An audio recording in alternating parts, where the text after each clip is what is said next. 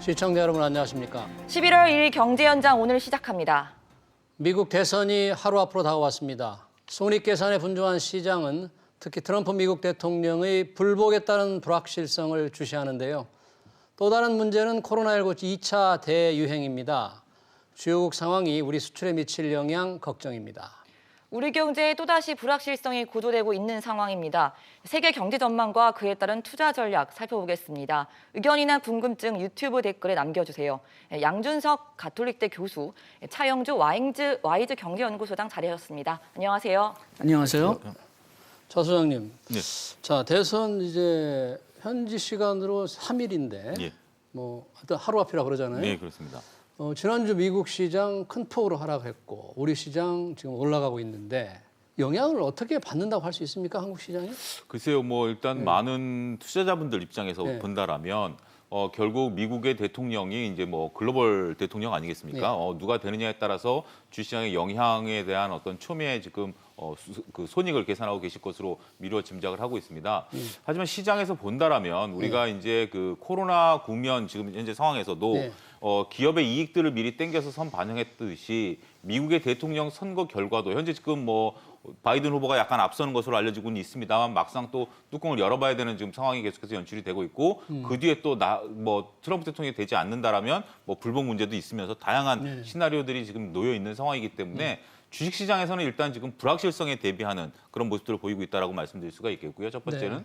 두 번째는 누가 대통령이 되든지 간에 미국의 전반적인 경제 기조는 흔들림이 없을 것이다라는 그런 과거의 어떤 그 사례들을 이제 그 보고 있는 것이다 이렇게 좀 말씀드릴 차이가 수 별로 있겠죠. 없을 것이다 뭐 그런 얘기예요? 그런 상황인데 지금 미국 증시가 변동성이 확대된 것은 이러한 이유들보다는 그동안 그 미국의 주식시장이 워낙 가파르게 상승을 했고 최근에 그 10월서부터 변동성이 시작이 됐기 때문에 그러한 부분들의 영향이 더 크지 않았는가 좀 조심스럽게 또 말씀을 좀 드릴 수도 있겠습니다. 교수님, 지금 뭐 최근 하루밖에 안 남았는데 가장 근착 뭐 여론조사 결과라든지 의미 있는 여론조사 변화 같은 게 혹시 뭐 뉴스 있습니까? 뭐 아직까지 계속 네. 바이든이 앞서가고 있다고 보지만은 저 오늘 어저께 아이오와 주에서 갑자기 좀 트럼프가 앞서갔다는 저 여론조사가 있었는데요. 아이오와주요? 아이오와 주요. 그런데 여기에 좀 특이한 게 뭐냐 하면은 지금까지 바이든이 좀 앞서 있었다고 이제 알려져 있던 주인데 그런데 또 이게 좀 공화당에 편향되어 있는 주가 아니라 그 설문기관이 아니라 지금까지 좀 그래도 객관적이고 중립적이라고 좀 이름 있는 그런 그 설문 조사기관에서 좀 트럼프가 앞서 있다는 좀 결과가 나와가지고선 좀 바이든 쪽에서 조금 좀 쇼크를 받은 것 같습니다. 그렇지만 아직까지도 전반적으로 본다면은 그리고 박빙주 대부분에 본다면은 바이든이 확실히 앞서 있기 때문에 그렇기 때문에 지금 뭐 그 돈 내기를 한다면은 그러면 바이든이 이긴다고 봐야 될 것 같지만은 그렇지만은 그래도 그 트럼프가 좀 그 많이 빨리 좀 그 격차를 줄이는 주들이 박빙주에서 좀 많다. 그리고 또 지난번에 힐러리가 그 아주 이길 거라고 다 이렇게 예측했다가 갑자기 그냥 뒤집힌 그런 결과 때문에 아무래도 좀 민주당이 좀 상당히 좀 불안해하는 그런 모습을 좀 보이는 것 같고요. 그 다음에 지금 또 이제 그 민주당에서 또 의외로 또 걱정하는 게 흑인 남자들이 좀 바이든에 많이 갈 줄 알았는데 좀 트럼프 쪽에 많이 가고 있다. 그리고 플로리다가 지금 이제 박빙되는 주 중에선 가장 중요한 주라고 볼 수가 있는데 거기서 그 히스파닉계가 또 역시 바이든을 좀 찍어줄 줄 알았는데 그런데 그게 갈라졌어요. 쿠바 출신의 히스패닉계는 트럼프에 가고 있다고 합니다. 왜냐하면 하도 반공적인 뭐 그런 요소들이 강하기 때문에 카스트로를 반대하는 그런 그 감정이 강하기 때문에 트럼프를 선호하고 있다. 그런데 또 그 쿠바 출신이 아닌 히스패닉들은 또 그 계속 바이든을 찍고 있기 때문에 플로리다가 굉장히 지금 박빙으로 지금 어떻게 될지 모르는 상태죠. 그 아까 말씀하신 아이오와주는 6개의 경합주는 아니죠? 저 6명이 6개의 그 경합주라고 하는 가장 관심인. 거기서는 좀 약간 빠져 있는데요. 네. 그렇지만은 그래도 지금까지 저 바이든이 앞서가고 있다는데 그냥 뒤집혔기 때문에 그렇기 그래요? 때문에 좀 쇼크가 좀 많았던 바이든이 것 같습니다. 앞서고 있었는데 뒤집히고 있다. 일단 그 여론조사 하나만 있으니까 네. 완전히 뒤집혔다고 자신 있게 얘기할 수는 없죠. 그렇지만은 그것 때문에 좀 민주당이 좀 쇼크를 받은 것 같습니다. 어느 곳에서 조사하느냐에 따라서 많이 다르잖아요. 그렇죠. 그런데 어떤 면에서 본다면은 아까 얘기했지만은 지금 트럼프 그 힐러리 할 때 트럼프가 갑자기 어떤 면에서는 그 전날까지만 해도 힐러리가 이기고 있다. 그런데 아침서부터 그 선거일 아침서부터 좀 여론조사들이 달라졌거든요. 그래가지고는 또 이게 또 그렇게 보이는 게 아니냐. 어떤 면에서 본다면 좀 일종의 노이로제죠. 그리고 여론조사가 아무래도 그냥 객관적으로 그냥 잘한다는 기관이라고 해도 좀 그 운이 나쁘면은 그러면서 좀 다른 결과가 나올 수도 있고요. 그렇지만 아까 얘기했지만은 지금까지 계속 그 바이든이 이기고 있다고 하는 주에서 이렇게 좀 결과가 뒤집혀가지고선 조금 좀 민주당에서 좀 당황하는 것 같습니다. 교수님이 이 어떤 불확실성에 대해서 말씀해 주셨는데 소장님, 우리나라 증시를 보면 지금 11월이 10월보다는 어떤 주가의 흐름이 좀 변환이 될 수도 있다라고 보는데 그게 코로나도 사실 이유가 있거든요. 그래서 앞으로 보면은 주가는 좀 시장이 어떤 불확실성에 대응하는 게 좀 주가가 나아진다고 봐야 되는 겁니까? 아니면 주춤했던 글쎄요. 일단은 지금 뭐 현재 지금 시장에 있어서 가장 큰 변수들은 코로나19가 가장 큰 변수가 되겠죠. 그 외에도 지금 뭐 당장 내일 벌어질 미국의 대선이 있겠고요. 그다음에 덧붙여서 말씀드릴 수 있는 게 지금 3분기 실적들이 이제 나오고 있고 예상보다 좋은 실적들, 그다음에 이제 4분기에 대한 전망 이런 것들이 주식시장에 미칠 수 있는 요소들이다. 이렇게 정리를 해드릴 수가 있겠습니다. 간단하게 하나하나씩 요소들을 좀 살펴본다라면 일단 코로나19가 우리나라 같은 경우 이제 두 자릿수로 오늘 이제 발표된 건 이제 줄어든 상황입니다만 우리나라 외에 현재 미국이라든지 유럽 같은 경우 다시 셧다운에 들어가고 미국 같은 경우도 현재 지금 일일 확진자 수가 거듭 이제 늘어나고 있는 상황 아니겠습니까? 이런 것들이 세계 경제에 팬데믹을 다시 몰고 올 가능성이 있다라는 점, 이런 점들과 기업들의 실적이 맞물려 있다. 무슨 얘기인 거 아니? 지금 주식시장 같은 경우는 코로나19 이전보다도 더 올라와 있는 상황입니다. 그렇다면 주식시장 코로나19가 원래 우리가 봄만 하더라도 여름이면 주춤하겠거니 여름만 하더라도 가을이면 주춤하겠거니 했는데 이제는 내년도 답보할 수 없는 상황들이 연출이 되고 있다는 게 뒤늦게 이제 투자자들의 이제 우려감을 자아내고 있는 거죠. 그런 상태에서 주식시장을 보아하니 조금 많이 그 이익들을 좀 가져왔다. 속된 말로 좀 땡겨왔다라는 부분들이죠. PR이 높다라는 표현이 거기서 이제 나오는 건데 그러한 부분들을 감안하게 된다라면 변동성이 확대될 가능성이 오히려 높고 미국의 대선도 앞서 언급드렸다시피 이미 시장에서는 다 알려진 재료 아니겠습니까? 벌써 증권가에서는 다양한 리포트를 통해서 바이든이 이겼을 당시 이긴다라면 어떤 주식이 트럼프가 이긴다라면 도식적으로 어떤 주식이 올라간다라는 것들 그리고 그런 것들이 순환매를 한 차례 다 돌았기 때문에 주식시장에 있어서 새로운 모멘텀이 과연 되겠느냐라는 분들을 봤을 때 세 가지 재료 모두 새로운 모멘텀은 되지 못할 가능성이 높다. 저는 좀 그렇게 말씀드리고 싶습니다. 그럼 지금 가장 걱정해야 될 것은 코로나19 재확산, 그에 그렇죠. 따른 이제 경제 봉쇄인데 교수님, 유럽은 지금 상황이 우리나라가 좀 약하니까 큰 걱정을 안 하는 사람이 많은데 굉장히 심각한 거죠. 그렇죠. 그래서 두 번째 이제 락다운, 셧다운까지 네. 들어갔으니까 그렇게 된다면은 우리가 그 첫 번째 락다운 갔을 때 보면은 우리나라가 그렇게 좀 격리 많이 했다, 뭐 경제 뭐 활동 잘 안 됐다 그렇게 얘기하지만 미국이나 유럽에 비해서는 우리가 지금 진정하게 셧다운된 적이 없습니다. 왜냐하면 미국이나 유럽에서 셧다운했을 때는 공장도 돌지 않았고, 그다음에 집에서 슈퍼마켓까지 나갈 때만 해도 그냥 그 잘못하면은 경찰에 걸리고, 그다음에 그 외로 뭐 다른 데 간다면은 그 허가를 받아야 되고 그런 식으로 완전히 통제를 했거든요. 그러니까 우리나라보다 훨씬 더 심한 그런 통제였고 그런 통제 때문에 생산 활동이 다 줄었고 그렇기 때문에 우리나라가 상대적으로 잘 된 거죠. 그러니까 어떤 면에서 본다면은 우리나라가 경제 정책을 잘한 게 아니라 격리 정책을 잘했기 때문에 이 코로나 독감을 잘했기 때문에 우리나라 GDP가 상대적으로 그래도 떨어지지 않은 거지. 우리나라가 경제 정책을 잘해가지고선 GDP가 뭐 그렇게 뭐 나쁘지 않다 그렇게 얘기하기는 좀 어려울 것 같습니다. 네. 경제 정책은 재정을 푼 것 외에는 특별한 게 없어 보이는데. 그렇죠. 네. 예, 그리고 또 이제 우리가 그 통제를 잘했기 때문에 공장 같은 거를 그 유지할 수가 있었다. 계속 가동할 수가 있었다. 그게 가장 큰 그 차이가 된 거죠. 지금 영국이 이번 주부터 한 달 동안 다시 2차 락다운 한다는 거지 않습니까? 그렇죠. 한 달간. 예. 독일, 프랑스도- 프랑스가 예. 이미 봉제 상태잖아요. 예, 그리고 프랑스도 그 비슷한 단계를 이번 주에 들어가고 아마 독일도 그런 비슷한 단계로 지금 들어갈 계획을 하고 있는 것 같습니다. 예. 그러면 2분기에는 경제가 나빴다가 3분기 다시 올라왔잖아요. 유럽도.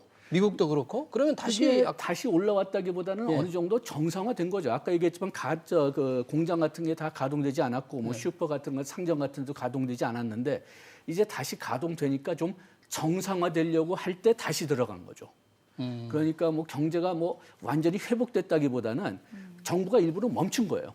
정부가 일부러 멈췄다가 다시 가동하게 하니까 이제 다시 이제 정상화되는데 그때 하도 많이 떨어졌기 때문에 올라간 것처럼 보이는 거죠. 미국은 3분기 성장률이 뭐 연율 기준이긴 합니다만 예. 33.1%나 올랐다는데 그게 우리가 얘기하는 분기별로 한다면은 2분기 때 마이너스 9.0%가 됐다가 그 다음에 지금 그 플러스 7.4%가 된 거거든요. 예. 그런데 지금 요걸 계산해 보면은 예. 그러면은 2019년 말하고 비교하면 아직까지도 그 미국 경제가 한 3.5% 떨어진다고 합니다. 그런데 어저께 그 미국 신문에서 어떤 칼럼에서 얘기하는 게 상당히 재밌었는데 이 3.5% 떨어진 게 예. 글로벌 금융 위기 때 떨어진 거예요. 그거하고 떨어진 규모가 비슷합니다. 그러니까 지금 뭐 우리가 7.4%라 해서 그냥 멋있다 그렇게 보이지만은 예. 아직까지는 뭐 글로벌 금융위기만큼의 어떤 예. 침체를 겪고 있다. 그리고 또 일자리만 본다면은 지금 회복이 아직 한 반밖에 안 됐다고 합니다. 그러니까 아직까지 상당히 심한 침체를 겪고 있지만 2분기가 하도 나빴기 때문에 예. 상대적으로 좀 좋게 보이는 거죠. 예. 그러니까 작년 말에 비해서 3.5% 지금 아래에 있다. 네. 그러니까 경제가 지금 회복됐다고 하지만 전혀 지금 정상 궤도는 아니다 이런 거죠. 예, 그리고 또 이제 한 가지 또 문제가 뭐냐 하면은 굉장히 이 코로나 독감이 지금 미국 경제에 준 타격이 차별적입니다. 그게 뭐냐? 지금 좀 부유층이나 좀 숙련 노동자들은 다 집에서 일하고 있어요. 예. 인터넷을 통해서 일하고 있으니까 이분들은 그렇게 뭐 큰 타격을 받지 않는다고 봐도 무리가 아닙니다. 소득도 그렇게 많이 떨어지지 않았고. 그런데 아까 얘기했지만 일자리가 반 정도 떨어졌다고 아직까지 그 반 정도는 회복되지 않았다고 했는데 이 사람들이 대부분 누구냐? 대면 서비스예요. 대면 서비스는 아직까지도 무서워서 이제 뭐 회복되지 않았고 거기서 있는 그 대면 서비스를 하는 그 분들 대부분이 저소득층입니다. 그렇기 때문에 지금 어떤 면에서는 잘 되는 사람들은 계속 잘 되고 그 좀 소득이 낮았던 사람들은 더 그 상황이 나빠지고 하니까 K자라고. 예, K. 이게 완전히 K자라고 그렇게 K자라고. 하죠. 그래가지고선 그 경제 회복이 좀 상당히 어렵게 보인다 그런 얘기가 많이 나오는 거죠. 그래서 트럼프랑 바이든 둘 중에 누가 대선에서 승리를 하느냐에 따라서 미국의 경제 정책도 많이 달라질 걸로 보이는데 소장님 아까 이미 바이든 그리고 트럼프 각각의 주식 시나리오가 다 있다고 하셨는데 지금 우리가 쉽게 생각할 수 있는 게 트럼프가 집권하면 기술주가 오를 거고 바이든은 친환경이다 이렇게 생각을 할 텐데 그럼 사실상 그런 어떤 예측이 뭐 일단은 봐야 되는 거예요. 그러니까 이렇게 보셔야 됩니다. 이제 주식 시장만 놓고 보면 주식 시장이 이제 처음에 주식이 오를 때 우리가 이제 앞서 대선 결과를 조금 땡겨왔다라고 제가 표현을 좀 드렸는데 네. 주식 시장이 올라가는 것들이 그렇습니다. 어떤 새로운 경제 현상들이라든지 새로운 현상들이 나타나면 꽁을 먹고 일단 관련주들은 다 한번 올라갑니다. 관련된 얘기들이 나오면 그게 이제 1차 상승이고요. 그다음에 이제 조정을 받죠. 그 꿈이 이루어지느냐 안 이루어지느냐는 좀 시간 갭이 발생하니까 캐즘이라는 저희들이 용어를 쓰죠. 새로운 것들이 나오고 현시장 넘으려면 일단은 어떤 계곡을 넘어야 되는 그런 부분들이 예. 되는데 그다음에 2차 상승은 이제 본격적으로 과연 트럼프가 대통령이 됐던 바이든이 대통령이 됐던 지금 우리가 이제 경제 정책을 펼친다는 건 예측 아니겠습니까? 예. 근데 실질적으로 이분들이 어떤 경제 정책을 펼칠지는 새로 이제 자문단도 꾸려봐야 되고 미국 경제 상황도 이제 내가, 인수를 받아서 해봐야 되는 거기 때문에 그때 되면 이제 실질적으로 수혜를 입는 기업들이 나타날 겁니다. 이게 2차 상승입니다. 이거는 철저하게 꿈과는 상관없이 기업의 이익 중심으로 움직이는 거거든요. 따라서 지금 현재 우리가 이렇게 움직이는 것들은 지금까지는 아직 네. 꿈의 단계이다. 그렇게 좀 인식을 하셔야 될 것으로 보여지고 그리고 만약에 바이든 후보가 움직이게 된다라면 뭐 그린 뉴딜, 우리나라의 그린 뉴딜 정책과도 맞물려 있고 네. 관련주들이 움직일 것이다라고 좀 생각을 하겠습니다만 저는 오히려 또 그런 경험을 말씀드리고 싶어요. 소문에 사서 뉴스에 팔아라라는 것들. 결국 우리가 그런 것 지금 이제 주식 시장에 대해서 제가 다소 조금 우려스러운 바를 좀 말씀드리는 네. 이유 중에 하나가 네. 서브프라임 사태 때도 그렇고 IMF 때도 그렇고 다 V자 반등을 줬죠. 근데 그 시점이 직전 고점 수준에서 멈췄는데 예. 지금은 직전 고점보다 위에 있는 상황입니다. 좀 과도하게 올랐다. 그런 과도하게 좀 말씀인가요? 올라온 네. 부분들이 일부 있거든요. 앞서 교수님 계속 말씀하신 것처럼 지금 미국의 경제 상황이라든지 글로벌 경제 상황이 코로나 때문에 지금 위축돼 있음에도 불구하고 네. 주식시장은 훨씬 더 위에 있다라는 겁니다. 이 갭을 언젠가는 메꿔줘야 되는 거죠. 근데 우리는 그동안에 기다렸던 것들이 이렇게 올라왔었던 것들을 경제가 올라오겠거니 하고 기다려줬었는데 예. 이제는 경제가 점점 안 올라오고 팬데믹 상황이 연출이 된다라면 그러면 주가는 오히려 내려가 줘야 된다라는 거. 이런 점들도 여러분들이 새롭게 좀 인식을 하셔야 된다고 말씀드리고 싶어요. 좀 우울한 전망이네요. 뭐 과도하게 말씀드릴 건 냉정하게 말씀드려야 된다고 말씀. 우리가 이제 역사적으로 봤을 때 서로 간에 이제 그 주식 시장과 경제가 항상 일치하지는 않습니다만 언젠가 일치할 것이다라는 믿음이 있어야 투자를 하는 거 아니겠습니까? 예. 그런 부분들 때문에 지금 경제가 꺾인다라면 지금 이제 경제가 꺾인 상황에서도 돈을 풀어서 주식시장을 끌어올려왔던 것들에 대해서는 뭐 제가 뭐 논하고 싶지는 않습니다. 하지만 올라올 때 못 올라와준다라면 결국 같이 갈 수도 있다 이렇게 말씀드릴 수 네. 있겠죠. 교수님, 그래서 이 어떤 금융시장 변동성에 영향을 미칠 만한 또 하나는 트럼프가 혹시 이제 지게 되면 불복을 선언할 가능성이 얼마나 된다고 봐야 됩니까? 기정사실화해야 되는 건가요? 기정사실화까지는 아니지만은 계속 그걸 언급하고 있거든요. 네. 그다음에 그것만큼 또 걱정되는 게 뭐냐 하면은 트럼프 지지자들이 또 어떻게 행동할 거냐. 만약 트럼프가 졌거나 아니면은 트럼프가 지고 있는데 그런데 자기가 이겼다고 그렇게 불복 선언을 한다면은 그러면은 트럼프 지지자들이 어떻게 행동할지가 지금 또 상당히 염려되는 상황 중에 하나입니다. 그 이유가 뭐냐면 지금 벌써 어저께도 그냥 뭐 계속 그 미국 뉴스에서 나오고 있는데 바이든 버스를 유세 차량, 밀어치려고 유세 차량을 했죠. 밀었죠. 네. 그다음에 또 그 오늘 또 뉴스를 보면은 그 트럼프 지지자들이 뉴욕에 뉴욕으로 들어가는 그 다리를 막아버렸어요. 그래서 트럼프를 지지한다고 그런 식으로 네. 또 이제 그 과거에도 또 이제 트럼프 지지자들이 그 도지사를 또 이제 납치할 계획도 한번 만들었었고 그래가지고선 지금 트럼프 만약 바이든이 진다고 하면 또 민주당 측에 또 사람들이 어떻게 반응할지 그것도 문제지만은 교수님, 왜 그런 문제가 되는 것은 지금 미국 특유의 사전 투표 또 우편 투표가 워낙 많기 때문이잖아요. 지금 그런 현재 면도 상황이 있습니다. 어떻습니까?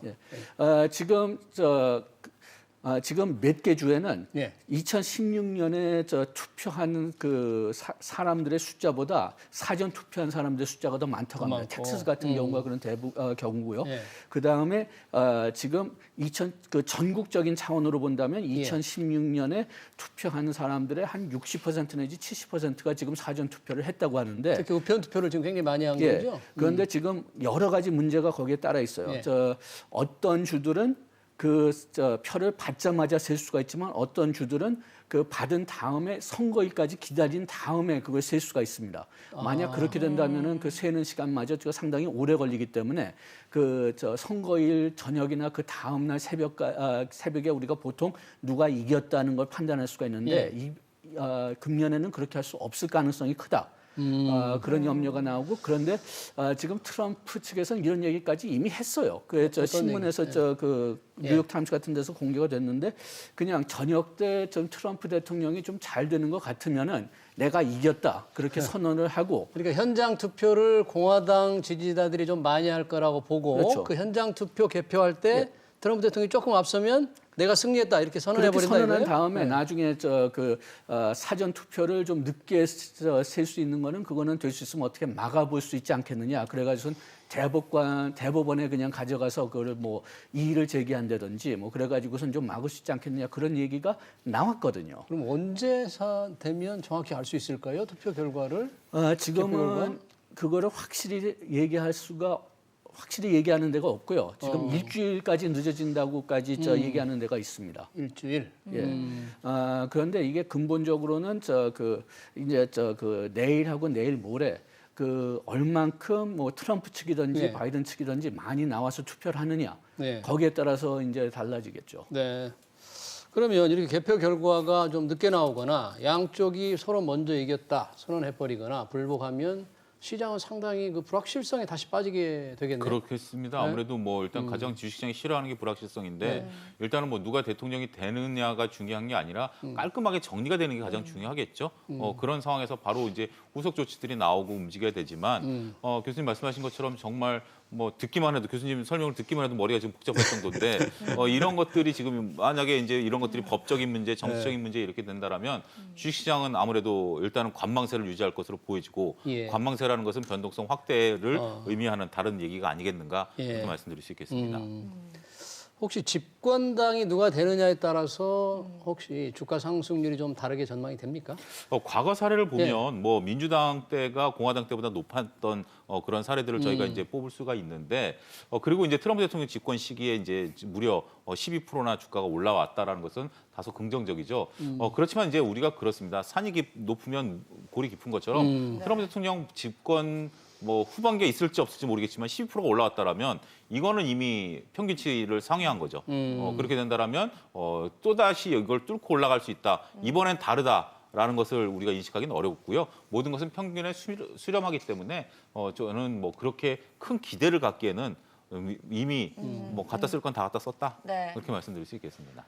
그래서 우리가 쉽게 말해 제일 많이 얘기하는 게 그래서 트럼프가 승리하는 게 더 우리나라에 유리하냐 아니면 바이든이냐 이게 제일 궁금하거든요. 사실은 우리가 수출 의존도가 높은 국가고 또 미중 상황도 있으니까 다양한 측면에서 어디가 결론은 유리하겠습니까? 좋을까요? 첫째로는 바이든 대통령이 일단 대통령이 되면 바이든 부통령이 네. 대통령이 되면은 경제는 좀 더 안정화될 것 같습니다. 안정. 예, 안정이요. 그게 우리나라 수출에는 그게 조금 더 유리할 것 같아요. 트럼프 대통령이 하도 그냥 좀 그 예측할 수가 없기 때문에 우리 기업들이나 그 통상 문제 같은 것도 그냥 예측할 수 네. 없게 나왔기 때문에 이게 상당히 불안정성이 심했는데 최소한도 바이든이 들어오면은 그 바이든도 어떤 면에서는 좀 보호주의를 계속할 가능성이 있다고 해도 네. 트럼프 대통령처럼 그렇게 불확실하게 정책을 운영하지는 않을 겁니다. 그러니까 우리가 좀 더 대비할 시간이 있을 것 같고 네. 그다음에 바이든 대통령이 조금 더 국제적인 원칙을 좀 따를 것 같습니다. 그래서 네. WTO도 다시 좀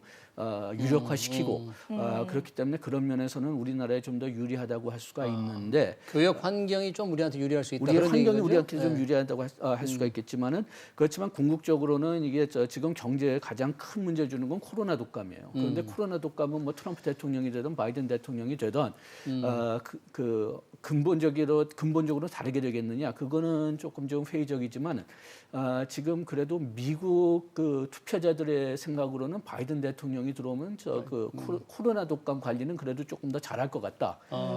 그렇게 지금 미국 국민들이 생각하고 있는 것 같습니다.